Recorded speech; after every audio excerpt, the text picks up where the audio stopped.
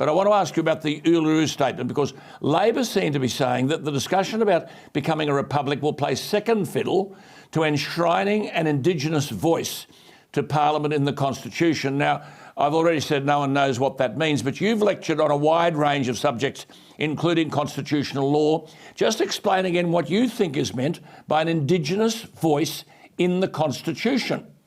Well, I think Malcolm Turnbull hit the nail on the head when he said it's going to be a third chamber.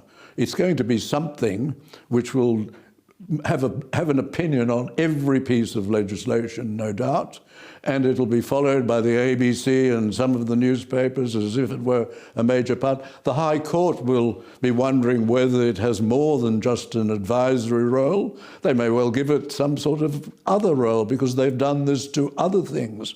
So it's a dangerous proposal. It's going to be Australians, costly. David, Australians feel locked out of all of this. I mean, I know the National Constitutional Convention at Uluru in 2017 was the culmination of talks with about 1,200 Indigenous people, but many Indigenous people tell me they were excluded from the process.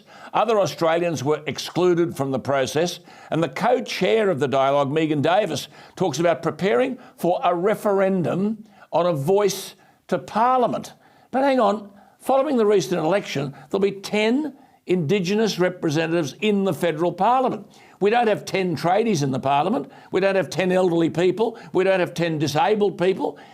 Aren't 10 Indigenous Australians a fairly profound and welcome representation? I think that's very good, and it's wonderful that we have that. Yeah. And it's wonderful particularly that Jacinta Price is there in the Senate, because she has nailed the thing on the wall, and she has said, this is not what we need.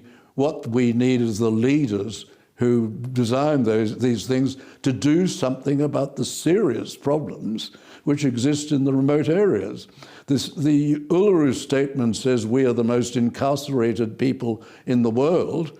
Well, they have to really ask why is there a higher prison rate in relation to the remote areas, and it's the problems there which the leaders are not attending to, and Jacinta Price will be on top of that in the Parliament. I know, just before we go, and I just say to our viewers, Adam Banter said he's going to oppose a voice in the Constitution until elements of truth-telling and a treaty are resolved ahead of the Indigenous voice. Just quickly, David, what is meant by a truth-telling commission?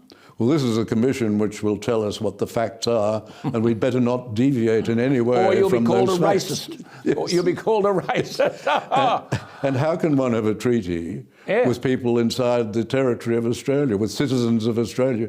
You can't have a treaty with citizens. A treaty is with foreign powers. This is where we're heading. This is where we're heading. We'll keep talking, David. Certainly. Our viewers love to hear your viewpoints on these things. But look, it's terribly controversial, and I thought this was the very thing that Anthony Albanese was avoiding. He wanted to unite Australia. He said, this is not going to unite Australia. It's a very, very divisive issue.